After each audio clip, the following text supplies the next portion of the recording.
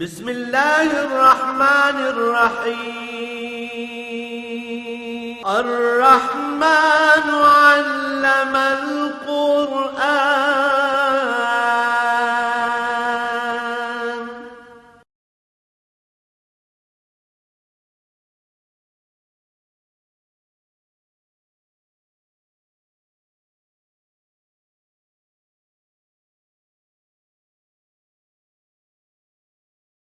الحمد لله رب العالمين والصلاة والسلام على حبيبه محمد وآله وصحبه أجمعين. أعوذ بالله من الشيطان الرجيم. بسم الله الرحمن الرحيم. ولو أننا نزلنا إليهم الملائكة وكلمهم الموتى وحشرنا عليهم كل شيء قبلا ما كانوا ليؤمنوا إلا أن يشاء الله ولكن أكثرهم يجهلون. وكذلك جعلنا لكل نبي عدوا الشياطين الإنس والجن يوحي بعضهم إلى بعض زخرف القول غرورا ولو شاء ربك ما فعلوه فذرهم وما يفترون. اللهم سبحانك لا علم لنا إلا ما علمتنا إنك أنت العليم الحكيم. مولاي صل وسلم دائما أبدا على حبيبك خير الخلق كلهم.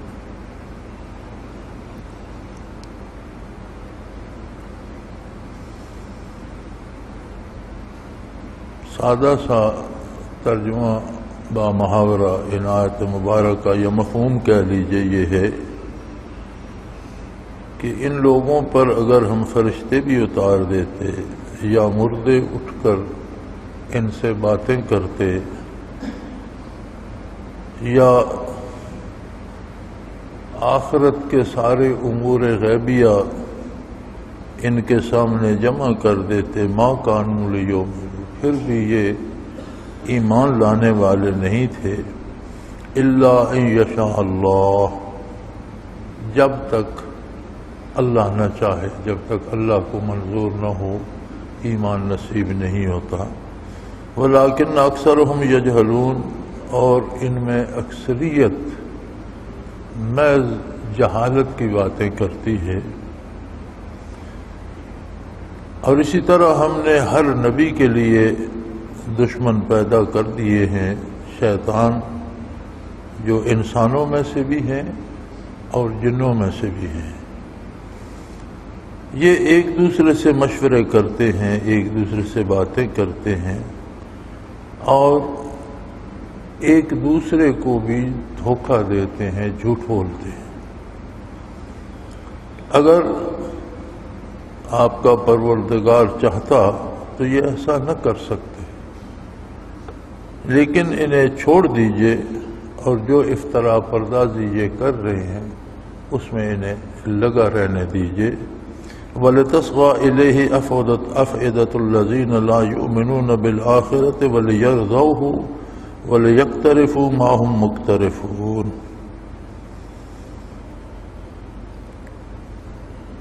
ان کا نقصان، سوال یہ پیدا ہوتا ہے کہ اگر یہ لگے رہیں گے تو لوگوں کو گمراہ کریں گے، تو اللہ کریم فرماتے ہیں کہ ان کی طرف انہی لوگوں کے دل متوجہ ہوں گے جن کا آخرت سے ایمان نہیں ہے، وہی اسے پسند کریں گے، اور جو جرم یہ کرنا چاہتے ہیں انہیں کر لینے دیجیے. اللہ کریم کا یہ ارشاد بڑا خوبصورت اور عجیب و غریب انداز لیے ہوئے ہے. جہاں تک انسانی ہدایت کا تعلق ہے تو اللہ کریم نے ہر انسان کے اندر اللہ کی معرفت حاصل کرنے کی استعداد رکھتی ہے.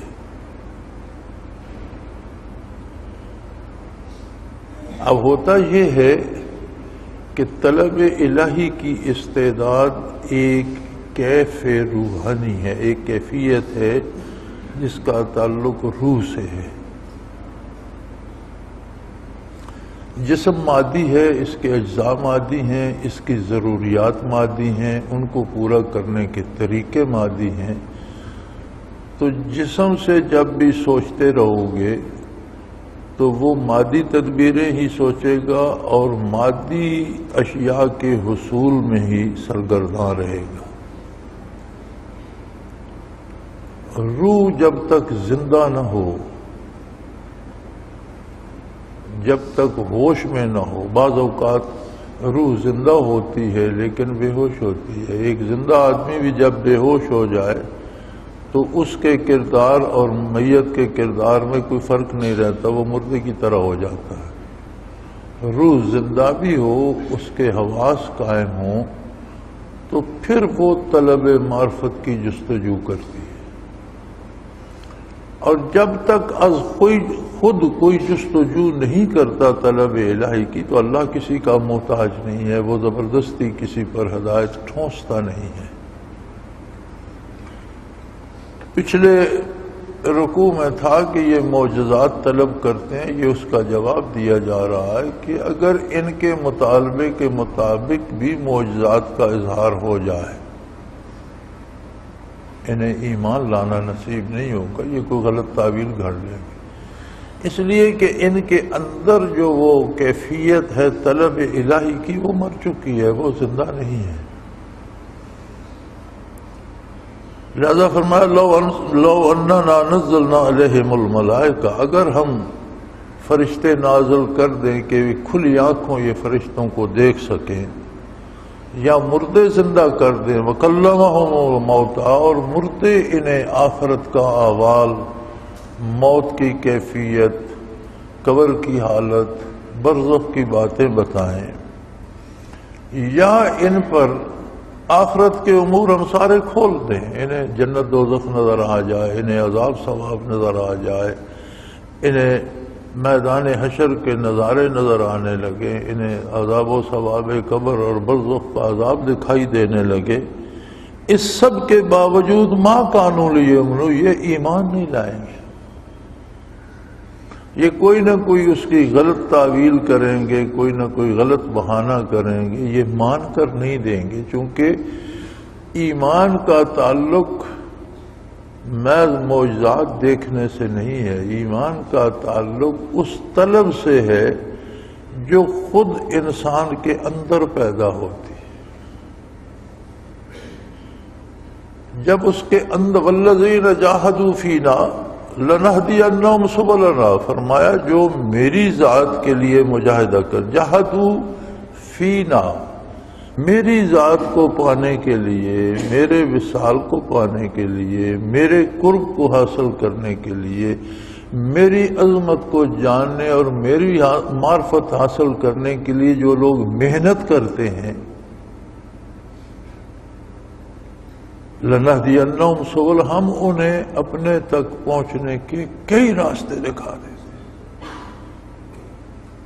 مفسرین کرام لکھتے ہیں اس آیت کے تحت کہ اللہ کس طرح سے راستے دکھا دیتے ہیں، فرماتے ہیں ایسے لوگوں کے پاس پہنچا دیتے ہیں جہاں انہیں معرفت الہی نصیب ہو جاتی ہے، ایسی مجالس میں پہنچا دیتے ہیں جہاں اللہ کی معرفت تقسیم ہوتی ہے، کیفیات بٹتی ہیں، اور ان لوگوں، لیکن جن لوگوں میں نہ صرف طلب پیدا ہو بلکہ کوشش بھی شروع کر دیں، والذین جاہدوا فینا، محنت کریں، عبادت کریں، دعا مانگیں، تلاوت کریں، اللہ سے گڑ گڑا کر حصول معرفت کی دعا کریں، تو اللہ انہیں ایسے لوگوں اور ایسی جگہوں پہ پہنچا دیتے ہیں، ایسے ذرائع پیدا کر دیتے ہیں کہ انہیں یہ نعمت نصیب ہو جاتی ہے۔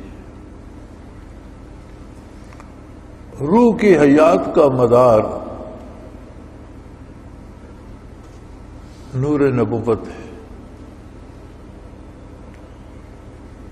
اگر عہد فطرت ہو، جیسے حضور اکرم صلی اللہ علیہ وسلم اور عیسیٰ علیہ السلام کے درمیان 500 سالہ دور جس میں کوئی حق بتانے والا نہیں تھا، اسے عہد فطرت کہتے ہیں۔ کوئی ایسا دور ہو یا آج بھی کوئی بندہ کسی ایسی جگہ ہو جہاں دنیا کی کوئی خبر نہ پہنچتی ہو، اسے نہ بعثت رحمت عالم کی خبر ہو، نہ اسلام کی، نہ کفر کی، پھر بھی وہ مظاہر قدرت کو دیکھ کر،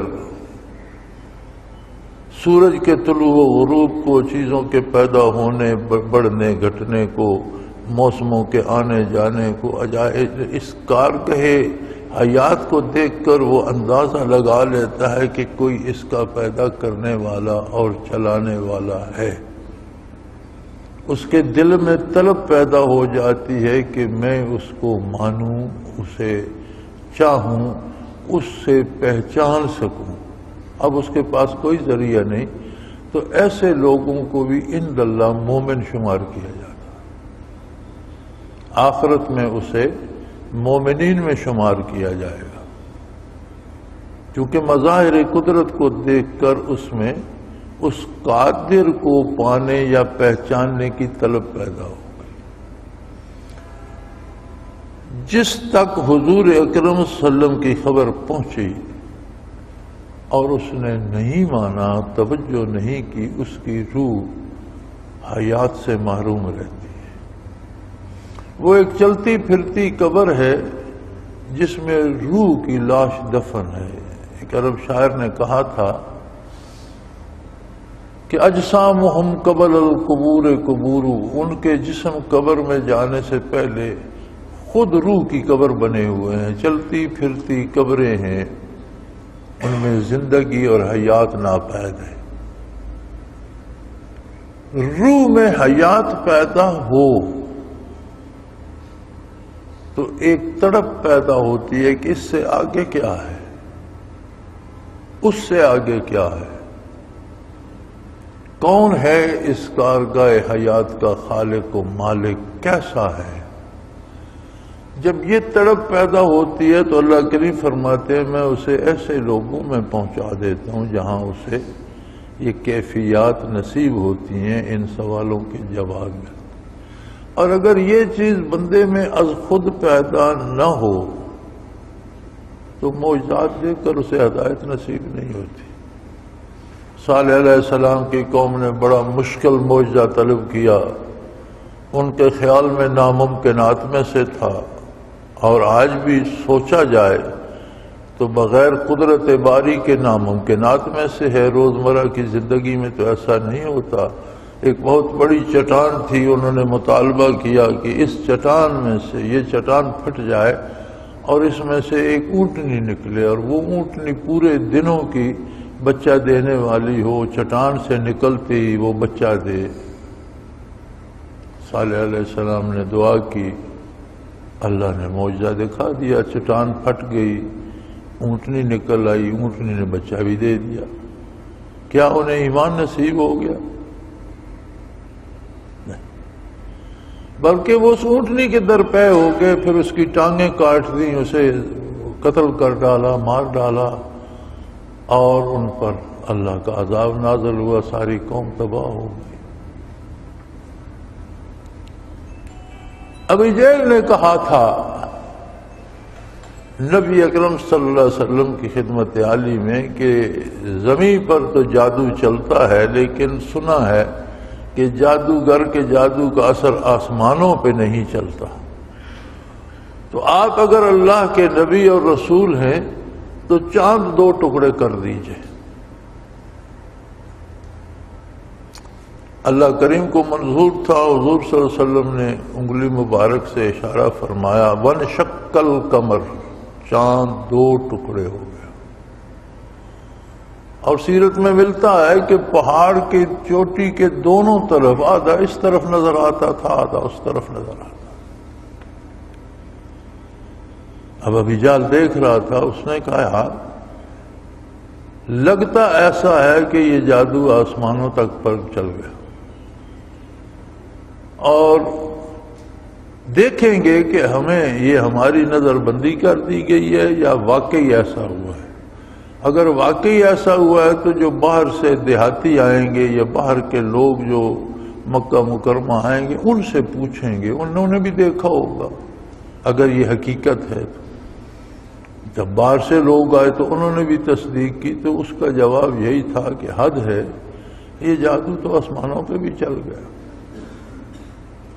ذلیل ہو کر کفر کی موت مرا، اور نبی کریم صلی اللہ علیہ وسلم کے ارشاد عالی کا مفہوم ہے کہ موسیٰ کے فرعون سے میرا فرعون سخت تھا، یعنی ابی جہل کو حضور نے فرعون سے اشد فرعون کہا ہے، اور آپ نے سچ فرمایا ہے۔ تو کیا معجزہ دیکھ کر وہ مان گیا تھا؟ نہیں مانا۔ فرمایا معجزات یا ولی اللہ کی کرامات دیکھ کر کسی کو عقیدت یا ایمان یا حصول معرفت کی طلب پیدا نہیں ہوتی۔ یہ ایک از خود عمل ہے جس کی استعداد اللہ نے ہر ذی روح کو، ہر انسان کو دی ہے، اسے اپنے اندر سوچنا چاہیے۔ اس کے دل سے طلب پیدا ہو تو اللہ اس کی ہدایت کے سامان پیدا کر دیتا ہے، اسے قرآن کے لفظ میں ایک معجزہ دکھائی دیتا ہے، حضور کی سیرت طیبہ میں ہر قدم قدم پر اسے ایک نیا رنگ حسن اور رنگ جمال دکھائی دیتا ہے۔ اہل اللہ کی زندگیوں میں بھی اسے راستہ تلاش کرنے کے لیے روشنی میسر ہوتی ہے، لیکن بنیادی طور پر اس کے اپنے دل کی آنکھ روشن ہو، اپنی آنکھ کھلے تو نظارے بھی نظر آئیں، اور اپنی آنکھ کی بینائی نہ ہو تو اس کے سامنے سورج طلوع ہو یا نہ ہو کیا فرق پڑتا ہے؟ پھول کھلیں یا نہ کھلیں، جس کی آنکھوں میں بینائی نہیں اسے کیا فرق پڑے گا کہ کتنے خوبصورت پھول ہیں، یہ کتنا اچھا باغ ہے، یہ کتنے پھل ہیں، کوئی نظر نہیں آتا تو پھر کیا فائدہ؟ تو فرمایا یہ مطالبے تو کرتے ہیں، لیکن اگر ہم ان پر فرشتے ہی نازل کر دیں کہ عام آدمیوں کی طرح گلیوں میں فرشتے بھی پھرتے ہوں اور اللہ کی عظمت سے انہیں آگاہ کر رہے ہوں، بتا رہے ہوں، یا مردے زندہ ہو کر انہیں اپنا حال بتائے کہ بھائی میں خطا کار تھا یا مجھے ایمان نصیب نہیں ہوا تو موت اتنی سخت ہوتی ہے، سکرات الموت اتنی سخت ہے، میں اس سختی سے گزرا، پھر برزخ میں میرے ساتھ اتنی مصیبت بنی ہوئی ہے، اب قیامت کو کیا ہوگا یہ مجھے نہیں پتا، لیکن میں تو برزخ میں بڑا عذاب بھگت رہا ہوں۔ یا پھر اس سے بڑھ کر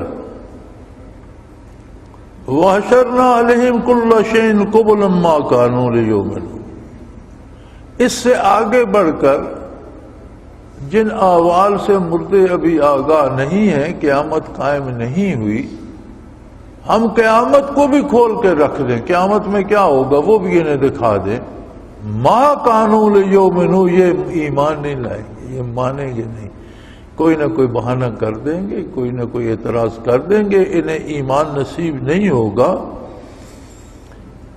اِلَّا أَن يَشَاءَ اللَّهُ، ہاں جب تک اللہ نہ چاہے، یعنی اللہ تب چاہے گا جب یہ اللہ سے مانگیں گے۔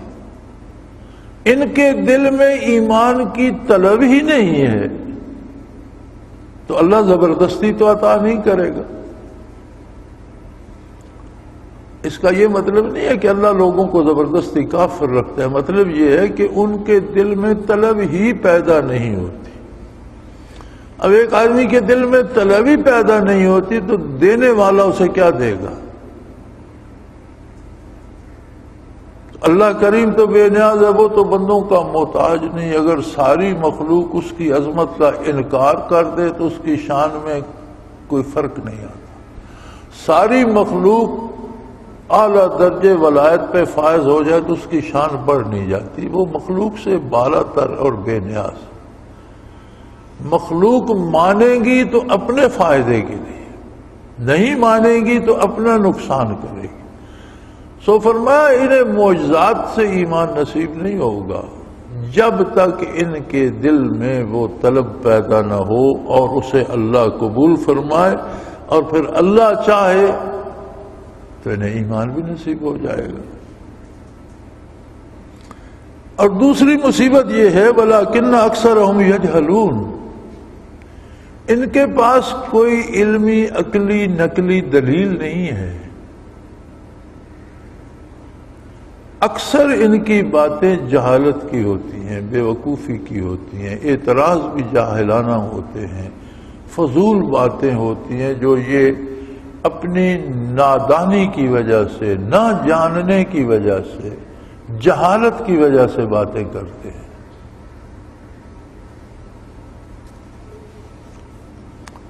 اور فرمایا یہ نئی بات نہیں ہے میرے حبیب، یہ کوئی نئی بات نہیں ہے. دیکھیں ایک آدمی، رات ہے، تاریکی ہے، دیا سلائی جلائی، جی وہ کہتے ہیں مجھے نظر نہیں آتا.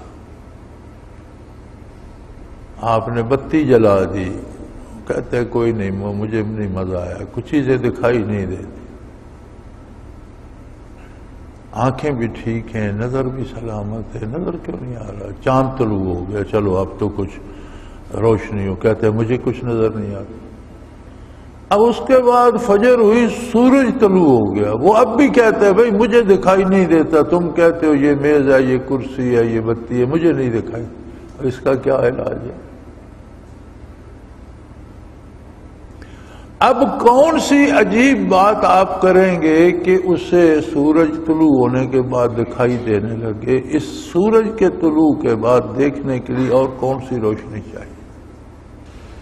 یہی بات یہاں ارشاد فرمائی کہ بعثت محمد الرسول اللہ صلی اللہ علیہ وسلم کے بعد بھی انہیں ایمان نصیب نہیں ہوا تو پھر یہ لا علاج لوگ. اور اس کی پھر وجہ بیان فرمائی کہ انہیں کیوں ایمان نصیب نہیں ہوتا. فرمایا میرے حبیب یہ صرف معاملہ آپ کے ساتھ نہیں ہے، وَكَذَلِكَ جَعَلْنَا لِكُلِّ نَبِيٍّ عَدُوًّا شَيَاطِينَ الْإِنسِ وَالْجِنِّ يُوحِي بَعْضُهُمْ إِلَىٰ بَعْضٍ زُخْرُفَ الْقَوْلِ غُرُورًا. ہر نبی کی مخالفت کی گئی اور میری مخلوق نے کی.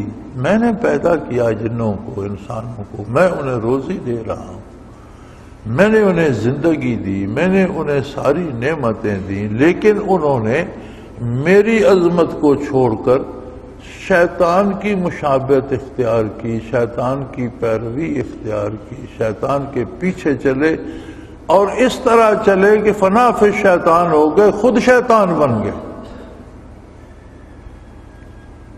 وَكَذَلِكَ جَعَلْنَا لِكُلِّ نَبِيٍّ عَدُوًّا، ہم نے ہر نبی کے دشمن پیدا کیے. چونکہ ہدایت کا پانا ان کے ذمہ تھا، پیدا تو اللہ نے کیے، ان میں ہدایت کی طلب ہی پیدا نہ ہوئی بلکہ وہ شیطان کے پیچھے لگ گئے.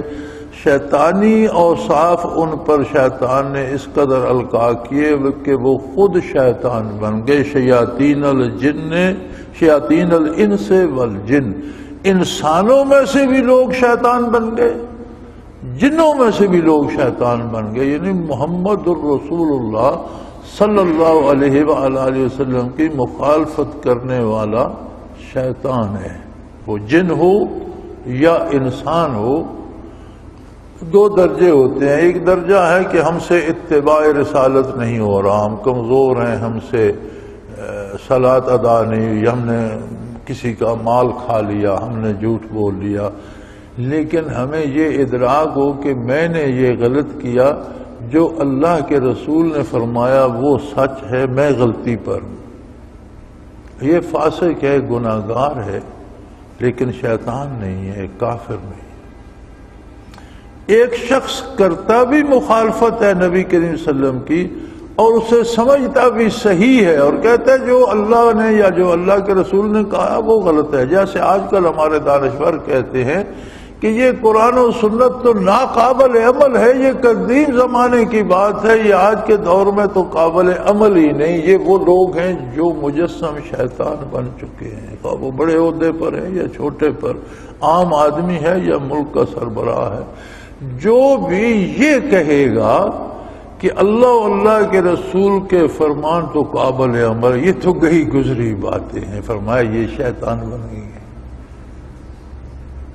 ان پر شیطانی اثرات ان میں اس قدر آ گئے ہیں کہ یہ خود مجسم شیطان بن گئے ہیں. یوں ہی بعضهم الی بعض، یہ ایک دوسرے سے باتیں بھی کرتے ہیں، ایک دوسرے کے دل میں القاء بھی کرتے ہیں، ایک دوسرے کو باتیں بتاتے بھی ہیں۔ اور فرمایا مزے کی بات یہ ہے زخرف القول غرورا، یہ جو ایک دوسرے سے بات کرتے ہیں اس میں بھی جھوٹ بولتے ہیں اور دھوکہ دیتے ہیں۔ یعنی شیطان سے بھی وفا نہیں کرتا، وہ انسانوں میں سے ہو یا جنوں میں سے ہو، فرمایا وہ صرف اپنی خواہشات کی پیروی کے لیے باتیں کرتا ہے، اگلے کا فائدہ نہیں دیکھتا، اس سے بھی جھوٹ بولتا ہے۔ اور یہی اصل اور اساس ہے۔ آج کل جو یہ وہم عام ہو گیا ہے، ہر بندہ کہتا ہے مجھ پر جادو ہو گیا، مجھ پر کالا جادو، کہ جادو کی بھی لوگوں نے قسمیں، بھئی کوئی سفید جادو بھی ہوتا ہے، جادو سارا ہی کالا ہوتا ہے، ساری ظلمت ہوتی ہے، شیطانی عملیات ہیں، پھر اس میں سفید جادو کہاں سے آ گیا؟ وہ کہتے ہیں کالا جادو ہو گیا۔ تو یہ جادو کیا ہے؟ یہ جادو یہی شیطانی حرکات ہیں، انسانوں کو ایذا دینے کے لیے یہ کرتے ہیں۔ اب ان کا طریقہ کار یہ ہوتا ہے کہ ایک شیطان یا ایک جن نے کسی آدمی کو پکڑ لیا، یا اسے کوئی درد چھیڑ دیا، یا اسے کوئی بیماری لگا دی، اسے پریشان کرنا شروع کر دیا، اسے ڈرانا شروع کر دیا۔ اب وہ کسی جادوگر کے پاس پہنچا۔ ہمارے لوگ بڑے ادب سے جادوگروں کو عامل کہتے ہیں، عامل صاحب کے پاس یہ بڑے ادب سے نام لیتے ہیں، اس لیے کہ عظمت الہی سے بے بہرہ ہیں۔ اب وہ آگے جو عامل نام سے بیٹھے وہ خود شیطان ہے۔ اب اس نے کوئی الٹ سلٹ کوئی کفریہ کلمات پڑھ کے پھونک مار دی، یا کوئی لکھ کے اسے دھواں دے دیا، یہ کر دیا وہ کر دیا، تو شیطان نے اسے، جو شیطان ایذا دے رہا تھا، اس نے اسے تھوڑی سی ریلیف دے دی۔ اب اس کا یقین ہو گیا کہ یہاں سے مجھے فائدہ ہوا، وہاں برائی ہے، وہاں سے پیسے بھی ضائع کرے گا، بعض اوقات آبرو بھی ضائع کرے گا، اور ایمان بھی ضائع کرے گا۔ تو یہ شیطانوں کا اپنی شیطنت پھیلانے کا ایک طریقہ ہے۔ اب اس کا جواب کیا ہے؟ بڑا آسان جواب ہے، جو آپ لوگ اختیار نہیں کرتے۔ بڑا آسان جواب یہ ہے کہ جب بھی کوئی شیطان تجھے تنگ کرنا چاہے، فاستعذ باللہ، اللہ کا حکم ہے قرآن میں کہ میری پناہ میں آ جاؤ، میرے پاس آ جاؤ، میرے ساتھ بات کرو، میرا ذکر شروع کر دو، میری کتاب پڑھنا شروع کر دو، پاک صاف رہو، حلال کھاؤ، نیک عمل کرو، شیطان تمہارا کچھ نہیں بگڑے۔ ان عبادی لیس لک علیہم سلطان، ازل سے اللہ نے اس کو بتا دیا تھا کہ جو میرے بندے ہوں گے، ان عبادی، جو میرے بندے ہوں گے، جو پیٹ کے بندے نہیں ہوں گے، جو دنیا کے بندے نہیں ہوں گے، جو حلال حرام مال جمع کرنے والے نہیں ہوں گے، جو اپنی شہرت کے بھوکے نہیں ہوں گے، بلکہ جو میرے بندے ہوں گے، ان پر تیرا کوئی بس نہیں چلے گا۔ تو بڑا سادہ سا طریقہ ہے، وہی توبہ کرو، جو ہو چکا توبہ کرو۔ یہ تو بڑی آسان سی بات ہے، کچھ بھی کر چکے ہو، تمہارے گناہ اللہ کی رحمت کو عاجز نہیں کر سکتے۔ اگر کسی نے زمین اور آسمان کے درمیان کو گناہوں سے بھر دیا ہے تو وہ رحمت الہی کو عاجز نہیں کر سکتا۔ توبہ کرے گا، یبدل اللہ سیئاتہم حسنات، اللہ برائیوں کو نیکیوں میں بدل سکتا ہے۔ توبہ کرو اور اللہ کی پناہ میں آ جاؤ، اللہ خیر صلاح، کسی اور علاج کی ضرورت ہی نہیں۔ لیکن ہم جو اپنے آپ کو بڑا نیک کہتے ہیں، اللہ سے بنا کر رکھنے کو ہمارا بھی دل نہیں چاہتا کہ جب چندہ ہڑپ کرنے لگیں گے تو اللہ روک دے گا، کسی کا مال کھانے لگیں گے تو روک دے گا، اپنی بڑائی کی بات کریں گے، اپنے ہاتھ پاؤں چموانا چاہیں گے تو اللہ روک دے گا۔ یار ہماری بھی تو کوئی شان ہے، اللہ اللہ ہے، بڑا ہے، لیکن ہم بھی کچھ تو ہیں۔ یہ ہر بندے میں یہ بات گھسی ہوئی ہے اللہ بڑا ہے، اللہ کا نبی بڑا ہے، اللہ کا دین بڑا ہے، لیکن کچھ تو میں بھی ہوں، کچھ تو مجھے، یہ جو میں ہے نا، یہ بندے کو اللہ کی پناہ میں نہیں۔ پناہ میں تو تب آئے جب دوسرے کو اپنے سے تکڑا سمجھے۔ جو خود بڑا ہو وہ کسی کے پناہ میں کیا جائے گا؟ لہذا شیطانوں کے ہاتھوں میں ہم کھلونا بنے رہتے ہیں، اور یوں بعض اوقات ایمان بھی خطرے میں پڑ جاتا ہے۔ میرے پاس اگلے دن یہی ایک مسئلہ آیا، جی ہماری اولاد کسی نے باندھ دی ہے، اولاد نہیں ہوتی۔ میں نے کہا مجھے ایک بات بتاؤ، اب تو آج کی سائنس نے بھی بہت سی باتوں کی وضاحت کر دی کہ ایک انسان کے وجود میں 2.5 خرب 250 ارب سیل ہوتے ہیں ایک بندے کے وجود۔ یہ 2.5 خرب سیل جو ہیں یہ 6 مہینے میں مر جاتے ہیں اور نئے پیدا ہو جاتے ہیں۔ 6 مہینے بعد کسی انسانی وجود میں 6 مہینے پہلے کا کوئی سیل باقی نہیں رہتا، ہر سیل اپنے جیسا دوسرا سیل پیدا کر کے مر جاتا ہے، تو 6 مہینے بعد پورا وجود بدل جاتا ہے۔ یہ اتنا باریک، اتنا نازک اور اتنا مضبوط کام ہے کہ کہیں ایک سیل بھی بگڑ جائے تو انسانی وجود پہ اس کا اثر ظاہر ہوتا ہے۔ دماغ کے سیل خراب ہوں تو وجود بے حس ہونے لگتا ہے، اعضاء و جوارح کام چھوڑ دیتے ہیں۔ کسی ایک بازو ٹانگ کے سیل خراب ہوں وہ کمزور پڑ جاتی ہے، معدے کے خراب ہوں تو بندہ بیماری کا شکار ہو جاتا ہے، جگر کے، دل کے، جہاں جہاں خرابی آتی ہے اس کی بنیاد یہ ہوتی ہے کہ وہاں کے سیل مکمل نہیں بن رہے۔ اب 6 مہینے میں 2.5 خرب سیل ایک وجود میں پیدا بھی کرتا ہے اور 2.5 خرب سیل کو موت بھی دیتا ہے۔ کتنے انسان ہیں دنیا میں؟ تقریباً 6 خرب انسان ہو، 6 ارب انسان ہوں گے۔ انسانی آبادی 6 ارب کے لگ بھگ ہے، ہر انسان کے اندر 2.5 خرب سیل ہے۔ ان سب کو بنا کون رہا ہے؟ موت کون دے رہا ہے؟ کوئی جادوگر اس ہستی کے سامنے دم مار سکتا ہے کہ اس کے کام میں مداخلت کرے؟ جسے وہ پیدا کرنا چاہتا ہے اسے روک دے اور جسے وہ مارنا چاہتا ہے اسے بچا لے؟ ممکن ہے؟ میں نے کہا یار تم دین کی بات یا اللہ کے رسول کے ارشاد کے علاوہ عقلاً بھی سوچ کر دیکھو تو یہ محال ہے کوئی کسی کی پیدائش نہ روک سکتا ہے نہ اجرا کر سکتا۔ دعا کرنا، اللہ سے طلب کرنا، ہر چیز اللہ سے ہی مانگنی ہے، دینا نہ دینا اس کے اپنے فیصلے پہ منحصر۔ بڑا عرصہ ہوا ہماری وزارت بہبود آبادی کی وزیر صاحبہ کو چیختے چلاتے کہ بندے زیادہ ہو گئے ہیں، بچے کم پیدا کرو۔ میرا خیال ہے بہت خوش ہوں گی، آج کل تو اللہ کریم نے بہت سے بندے بہا دیے سیلاب میں اور وزارت بہبود آبادی کا کام آسان ہو گیا۔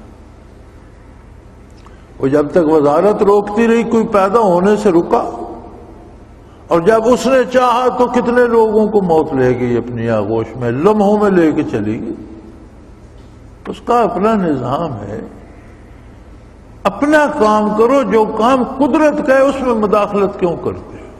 تمہیں اللہ نے عہدے دی ہیں، ذمہ داریاں دی ہیں، جو مخلوق ہے اس میں سے چھین کر وسائل اقتدار کے زور پر کھاؤ نہیں، انہیں انصاف سے لوگوں میں بانٹو۔ لیکن فرمایا جو نبی کی مخالفت کرتے ہیں انسان ہوں یا جن، دراصل یہ شیطان ہے اور میری مخلوق ہیں، مجھ سے بھاگ کر کہیں نہیں جائیں گے۔ یہ بتا دیا کہ خالق ان کا بھی میں ہوں، لہذا انہیں بھی لوٹ کر میری بارگاہ میں حاضر ہونا ہے۔ اور یہ ایسے اتنے برے ہو جاتے ہیں کہ ایک دوسرے سے باتیں کرتے ہیں تو آپس میں بھی جھوٹ بولتے ہیں۔ شیطان سے بھی وفا نہیں کرتا، سچی بات اسے بھی نہیں بتاتا۔ وہ شیطان انسانوں سے ہو یا جنوں سے ہو اپنے مطلب کی بات کرتا ہے، جھوٹ بولتا ہے۔ وَلَوْ شَاءَ رَبُّكَ مَا فَعَلُوا، اگر اللہ چاہتا تو یہ کچھ بھی نہ کر سکتے، انہیں موت دے دیتا، انہیں اس کام سے روک دیتا، لیکن اس نے مہلت دی ہے، اس سب کا حساب لے گا، اس وقت تک اس نے خود مہلت دی ہے۔ یہ نہیں کہ یہ اللہ سے تکڑے ہو گئے اور مرضی سے کر رہے، نہیں، اللہ نے انہیں مہلت دی ہے، ہوگا وہی جو اللہ چاہے گا۔ یہ جو کوششیں کر رہے ہیں مخالفت کی، یہ محض اپنی عاقبت برباد کر رہے ہیں۔ دنیا بھر کا کفر جمع ہو گیا تھا، نبی کریم صلی اللہ علیہ وسلم کے پیغام عالی کو روکنے کے لیے، کیا وہ روک سکا؟ آج بھی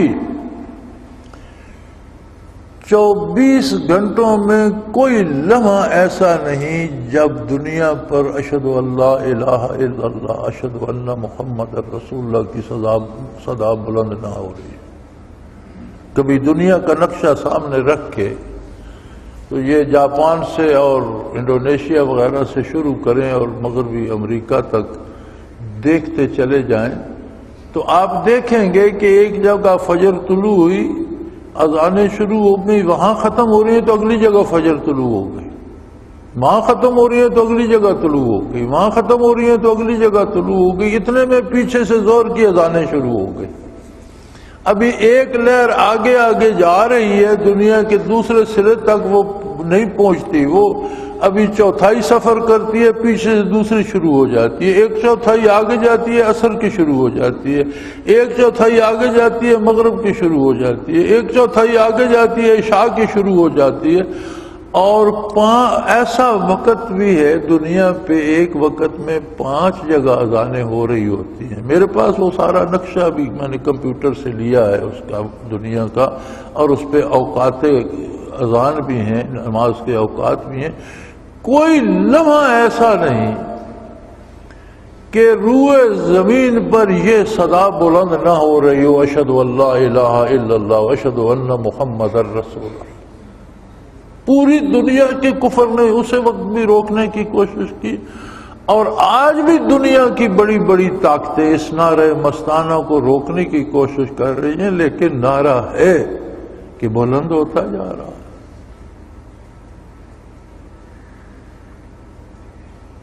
وَرَفَعْنَا لَكَ ذِكْرَكَ کا ہے سایہ تجھ پر، ذکر اونچا ہے تیرا، بول ہے بالا تیرا۔ وَرَفَعْنَا لَكَ ذِكْرَكَ کا ہے سایہ تجھ پر، ذکر اونچا ہے تیرا، بول ہے بالا تیرا۔ تو فرمایا ان شیطانوں نے کیا بگاڑ لیا، کس کو روک لیا؟ جس نے معرفت الہی حاصل کرنا چاہیے ہم نے اسے اس کے مقصد تک پہنچا دیا، یہ نہیں روک سکتا۔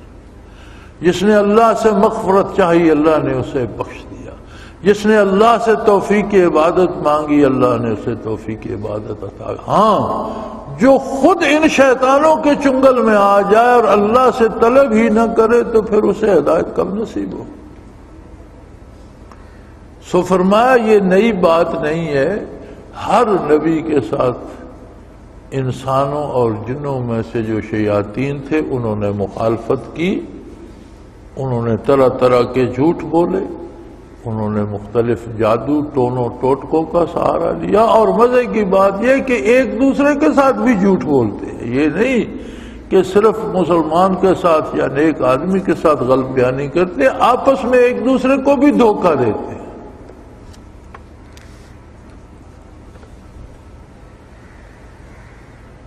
بڑے مخلص لوگ ہوتے ہیں، ہمیں بھی 63 برس ہو گئے دیکھتے، جو اقتدار میں آتا ہے سارے اس کے ساتھ ہو جاتے ہیں، اور جب کوئی ان کے بقول جسے یہ جمہوریت کہتے ہیں، حالانکہ یہ جمہوریت نہیں ہے، یہ تو محض ڈاکو چور اکٹھے ہو گئے اور لوٹ رہے ہیں اور کہتے ہیں یہ جمہوریت ہے، یہ جمہوریت وغیرہ نہیں ہے۔ لیکن آپ انہی لوگوں کو دیکھیں گے کہ جو بھی برسر اقتدار آتا ہے بقول ان کے، وہ جمہوریت ہو یا مارشل لا، یہی لوگ اس کے ساتھ منسٹر بن جاتے ہیں۔ جب وہ چلا جاتا ہے اسے کوسنا شروع کر دیتے ہیں اور دوسرے کے گیت گانے لگ جاتے ہیں۔ اس کا مطلب ہے کہ جو تعریفیں کر رہے تھے وہ بھی جھوٹ تھا، اب جو برائیاں کر رہے ہیں بھی یہ بھی جھوٹ ہے، وہی بندہ واپس آ جائے پھر اس کے ساتھ ہو جائے۔ یہ تو وہ لوگ ہیں جو بڑے اونچے کھڑے ہیں اور ہمیں دور سے نظر آتے ہیں، لیکن ان کے سائے میں ہم اپنے آپ کو دیکھیں تو ہمارا کردار بھی ایسا ہی ہے کہ جہاں سے کوئی لالچ ہو کچھ ملے گا وہاں تعریفوں کے پل باندھ دیتے ہیں، جہاں سے یہ تمنا ہو کہ دنیا کی کوئی شے ملے گی وہاں ہمیں اعتراض ہی اعتراض نظر آتے ہیں۔ بڑے کم لوگ ہیں جو اللہ کے لیے سچ بولیں اور حق کی تلاش میں کھری بات کریں، بڑے کم خوش نصیب لوگ ہیں۔ اور واقعی اللہ کا ارشاد سچ ہے، وَقَلِيلٌ مِّنْ عِبَادِيَ الشُّكُورُ، میرے شکر گزار بندے ہمیشہ تھوڑے ہوتے ہیں۔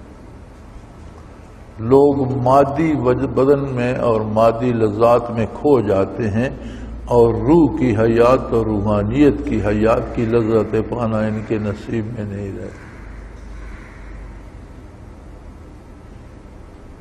وَلَوْ شَاءَ رَبُّكَ مَا فَعَلُوهُ، اگر اللہ چاہتا تو یہ نہ کرتے، لیکن اللہ زبردستی نہ کسی کو برائی پہ مجبور کرتا ہے نہ نیکی پہ۔ اس نے پیدا کیا، نظام بنایا، اختیار دے دیا، موت تک ان کے پاس اختیار ہے۔ فَذَرْهُمْ مَا يَفْتَرُونَ، لہذا میرے حبیب انہیں کر لینے دیں جو کرتے ہیں، ان کی پرواہ مت کیجیے۔ یہی پیغام اللہ کے ہر اس بندے کے لیے جو اللہ کا سچا طالب ہے کہ وہ برائیوں، بدکاریوں اور برے لوگوں سے ڈر کر اپنے قدم نہ ڈگمگائے، اللہ کی طلب میں استقامت دکھائے اور ڈٹا وہ اپنا کام کریں، تم اپنا کام کرتے رہو۔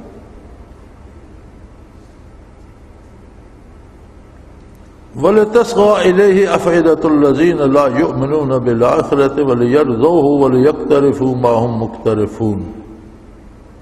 رہی یہ بات کہ انہیں چھوٹ مل گئی تو یہ گمراہی بڑی پھیلائیں گے، فرمایا کوئی نہیں گمراہی ان سے پھیلتی، ان سے وہی لوگ گمراہ ہوتے ہیں جن میں خود آخرت کے بارے یقین نہیں ہوتا۔ بڑی خوبصورت بات قرآن حکیم نے بتائی ہے، ہم ہمیشہ ہر غلطی کا الزام دوسروں کو دیتے ہیں۔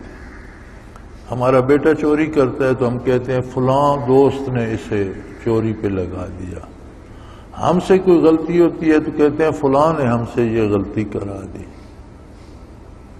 اللہ کریم فرماتا ہے بندے کے اپنے اندر وہ خامی ہوتی ہے تب وہ شیطان کی یا جن کی یا اس شیطان انسان کی بات مانتا ہے جب خرابی اس کے اپنے اندر ہوتی ہے۔ اپنے اندر خرابی نہ ہو تو شیطان اس سے اپنی بات نہیں منوا سکتا، لہذا ان سے گمراہی پھیلنے کا ڈر نہیں ہے۔ جو لوگ خود پہلے سے گمراہ ہیں وہی ان کی بات مانیں گے، جو حق پر ہے وہ ان کی بات کو پرکا اہمیت نہیں دیں گے۔ لہذا جو غلطیاں ہم کرتے ہیں وہ ہم سے کوئی نہیں کراتا، ہمارے اندر کمزوریاں ہوتی ہیں، اس کی وجہ سے وہ غلطیاں۔ ہم برے آدمی کی بات کیوں مانتے ہیں؟ ہمارے اندر کہیں کوئی برائی چھپی ہوتی ہے۔ دنیا میں لوگ نیکی کی باتیں بھی تو بتاتے ہیں، ہم کسی نیک کی بات کیوں نہیں مانتے، برے کی بات کیوں مانتے ہیں؟ فرمایا وَلِتَصْغَىٰ إِلَيْهِ أَفْئِدَةُ الَّذِينَ لَا يُؤْمِنُونَ بِالْآخِرَةِ، انہی لوگوں کے دل ان کی طرف مائل ہوتے ہیں جن کے دلوں میں آخرت پر ایمان نہیں ہوتا، جو اللہ کی عظمت کے قائل نہیں، جو رسول کی رسالت پر ایمان نہیں لاتے، جنہیں آخرت پر یقین نہیں ہے، جن کے دل نور ایمان سے خالی ہے، وہی ان کی طرف مائل ہوتے ہیں۔ مجھے یہ سمجھ نہیں آتی کہ میرے پاس بھی بڑے لوگ آتے ہیں، میں اللہ کا نام لکھ کے دے دیتا ہوں، اس کی مرضی شفا دے دیتا ہے، اس کی مرضی نہیں دیتا، اس کی مرضی۔ شاید اکثر لوگوں کو شفا ہو ہی جاتی ہے جو لے جاتے ہیں۔ ایک بات ان میں سے بیشتر لوگ کہتے ہیں، یہ بڑے عاملوں کے پاس گیا ہوں، کوئی فائدہ نہیں ہوا، پھر آیا۔ یہ بات میری سمجھ میں نہیں آتی کہ بھئی آپ کو عاملوں کے پاس جانے کی، اور یہ مزے کی بات یہ ہے کہ ایسے حلقے کے ساتھی بھی ہیں، خواتین بھی اور حضرات بھی جو پہلے کوئی تکلیف ہو تو عاملوں کے پاس جاتے ہیں، پھر کہتے ہیں فائدہ نہیں ہوا، اب حضرت سے تعویذ دیں، تو سیدھے اللہ کے دروازے پہ کیوں نہیں آتے؟ اس لیے کہ اپنے اندر خامی ہوتی ہے۔ اللہ کی طلب کا وہ معیار نہیں ہوتا جو غیر اللہ کے در پر جانے سے روکتے۔ اللہ سے وہ تعلق، ہم اللہ سے بھی تعلق دنیا داری کے حساب سے جوڑتے ہیں کہ اللہ اللہ کروں گا تو مجھے بیماری نہیں آئے گی، اللہ اللہ کروں گا تو میرے بیٹے کو نوکری مل جائے گی، نمازیں پڑھوں گا تو میری دکان چل پڑے گی۔ اچھا یہ لوگ بات بھی کرتے ہیں، خط بھی لکھتے ہیں کہ جی میں 5 نمازیں بھی پڑھتا ہوں، منزل بھی پڑھتا ہوں، اتنی تسبیحات بھی پڑھتا ہوں، پھر بھی کاروبار میں نقصان ہو گیا۔ خدا کے بندے، نماز رب سے رشتہ جوڑنے کا کام ہے، کاروبار کا اپنا طریقہ ہے، اور کاروبار میں نفع بھی ہوتا ہے، نقصان بھی ہوتا ہے۔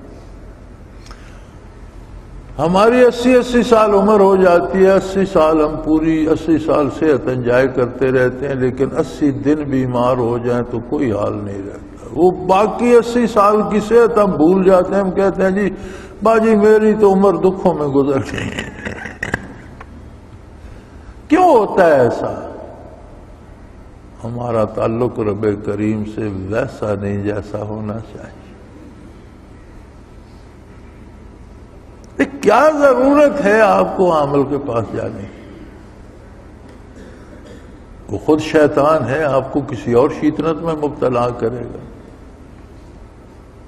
تو بہرحال بڑی سادہ سی بات ہے، خود پاک صاف رہیں، حلال کھائیں، حضور کا اپنی پوری کوشش سے اتباع کریں، کمی رہ جائے اللہ معاف کرنے والا ہے، لیکن اپنی خلوص دل سے کوشش کریں کہ میں حضور کا اتباع کروں، اور قاری علم والوں سے کہیں جائیں زور لگائیں،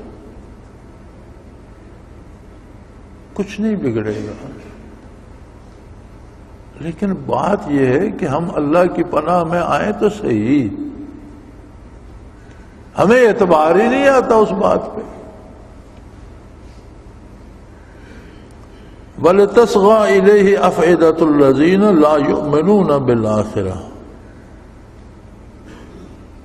وَلِيَرْضَوْهُ، جو لوگ ہدایت پر ہیں، جن کا تعلق اللہ کے ساتھ ہے، وہ ان تعویذوں دھاگوں اور ان جادو اور ٹونوں اور شیاطین کے وسوسوں سے گمراہ نہیں ہوتے، چونکہ اللہ کا تعلق اتنا مضبوط ہے۔ بڑی مزے کی بات ہے، مولانا تھانوی رحمۃ اللہ علیہ نے حکایت بیان کی اور فرمایا کہ یہ میں نے کسی سے سنی ہے، پڑھی نہیں ہے۔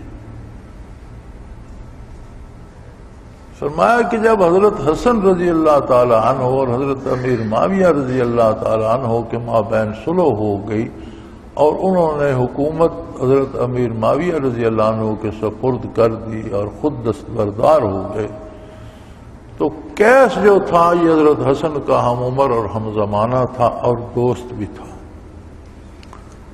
تو حضرت حسن نے سوچا کہ چلو اللہ کا شکر ہے، اس مصیبت، اس بلا ٹلی اور اس سے سرخرو ہو کر نکلے، تو اب اللہ کا شکر ادا کرنے کے لیے عمرہ کرنا چاہیے، کیس کو بھی ساتھ لے لیا۔ اس نائے راہ بات ہوئی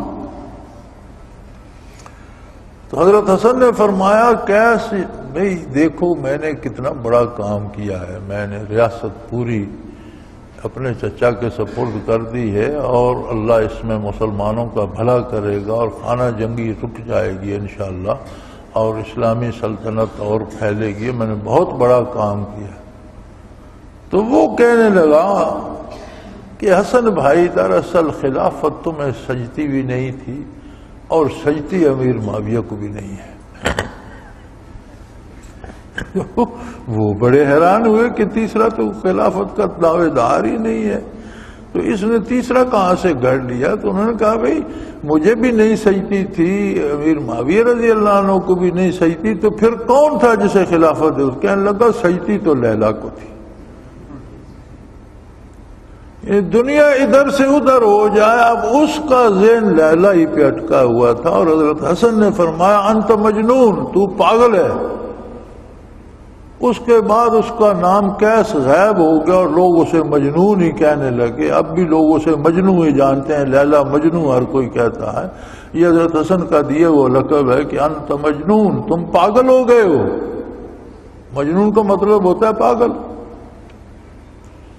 تو ایک بندے کا بندے سے اتنا تعلق ہو سکتا ہے کہ دنیا سے انقلاب گزر جائے اور اس کے ذہن سے وہ بندہ محو نہ ہو.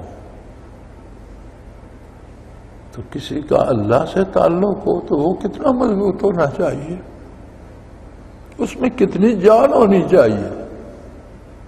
کیا اللہ کے بندے کو ہر بات میں یہ نہیں کہنا چاہیے کہ میرا اللہ ہے وہ دیکھ لے گا؟ اگر بندے کا بندے سے اتنا تعلق مضبوط ہو سکتا ہے تو یہ تو اس جیسا بندہ ہے. موت کی غذا ہے، خاک کی غذا ہے، مخلوق ہے، عاجز ہے، محتاج ہے، مر جائے گا، فنا ہو جائے گا.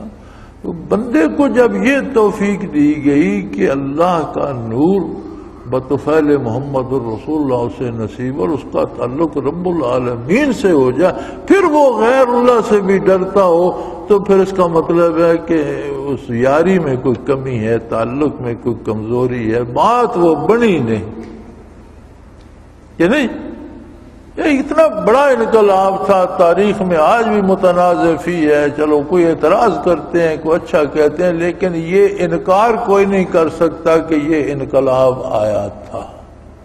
حضرت حسن رضی اللہ تعالی عنہ نے یہ قربانی دی تھی اور سلطنت اسلامیہ پھر سے زندہ ہو گئی تھی اور خانہ جنگی بند ہو گئی تھی اور فتوحات اسلامیہ پھر سے شروع ہو گئی تھی. یہ اتنا بڑا انقلاب تھا، لیکن کیس پر اس کا کوئی اثر نہیں ہے. وہ کہنے لگا یار تم نے خواہ تماشا، کبھی تم خلیفہ بنتے ہو، کبھی معاویہ کو بناتے ہو، نہ انہیں خلافت سجتی ہے نہ تمہیں سجتی ہے. تو انہوں نے فرمایا پاگل ہے، پھر تیسرا خلیفہ کس کو خلیفہ ہو؟ کہنا سجتی تو لیلا کو ہے. اب وہ اس لیلا کے نام میں فنا ہو چکا تھا. تو اگر بندہ کسی اپنے جیسے بندے سے اتنا مضبوط تعلق کر سکتا ہے تو پھر بندے کا تعلق اللہ سے کیسا ہونا چاہیے؟ فرمایا یہ جادوگر، یہ شیطان، یہ تیرا کچھ نہیں. انہیں بکنے دے، انہیں کرنے دے. اور یہ ایک دوسرے سے بھی جھوٹ بولتے ہیں. وَلَتَصْغَى إِلَيْهِ أَفْئِدَةُ الَّذِينَ لَا يُؤْمِنُونَ بِالْآخِرَةِ، اور ان کی بات وہی مانتے ہیں جن کے دل میں پہلے سے کفر موجود ہے، جن کے دلوں میں آخرت کا انکار موجود ہے، وہی ان کے ساتھ لگتے ہیں اور ان کی بات مانتے ہیں. وَلِيَرْزَوْا وَلِيَقْتَرِفُوا مَا هُمْ مُقْتَرِفُونَ، جن کے دل میں پہلے سے کفر ہے. اس نے اگر جادوگروں، ٹونوں ٹوٹکوں والوں کو مان لیا تو کیا فرق پڑتا ہے؟ کافر تو پہلے، مزید کفر اور بڑھ جائے. اس میں تو افسوس کرنے کی کوئی بات نہیں. اور جس کے دل میں میری محبت ہے وہاں یہ نہیں گھس سکتے. میری محبت اتنی کمزور نہیں ہے کہ اس پہ یہ کالے جادو چل جائیں. اللہ کا نور ہے اور اس پہ یہ غالب نہیں آ سکتے. اور جو کچھ یہ کرنا چاہتے ہیں ذرا ان کو بھی کر لینے دے میرے حبیب. کل حشر میں یہ نہ کہیں کہ ہمیں مہلت نہیں ملی تھی، انہیں کر لینے دے. کیا بگاڑ لیں گے؟ کچھ بھی نہیں.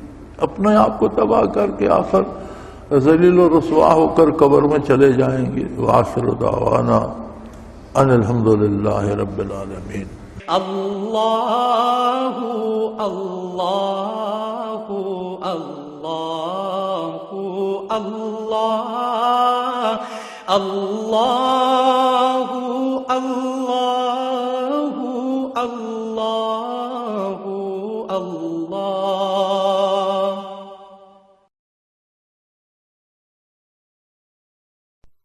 حضرت امیر محمد اکرم آبان مد ذلہ العالی دارالعرفان منارہ ضلع چکوال میں سالہ سال سے قرآن و حدیث کے اوپر خطابات کر رہے ہیں اور سلسلہ نقشبندیہ اویسیہ کے مطابق لوگوں کو ذکر الہی کی تربیت دے رہے ہیں.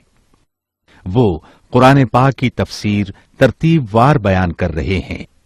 تفسیر قرآن کو وہ موجودہ ملکی اور بین الاقوامی حالات کے مطابق بیان کرتے ہیں.